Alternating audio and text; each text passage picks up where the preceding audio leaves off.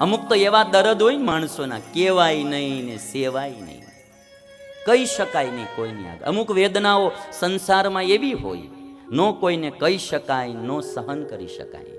નજીકના માણસો જ હેરાન કરતા હોય, નજીકના માણસો જ અવળા ચાલતા હોય, શું કરે? દીકરો જ ખોટે માર્ગે ચડ્યો હોય, મા બાપ શું કરે? મારી પાસે એમના આયા હતા એક મા બાપ, 10 વર્ષનો છોકરો એનો. મને કે આ છોકરાથી અમે હવે કંટાળી ગયા છે, એમ થાય છે કે આત્મઘાત કરી લે.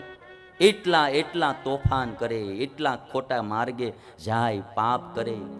શિક્ષકને જેલમાં પુરાવ્યા કે આ મારા છોકરા લ્યો હાલો, શિક્ષકને જેલમાં પુરાવ્યા.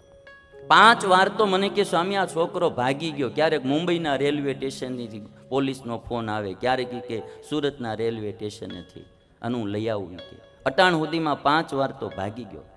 15 વર્ષનો છોકરો, 10મું ભણતો હતો, 15 વર્ષનો છોકરો. મેં એને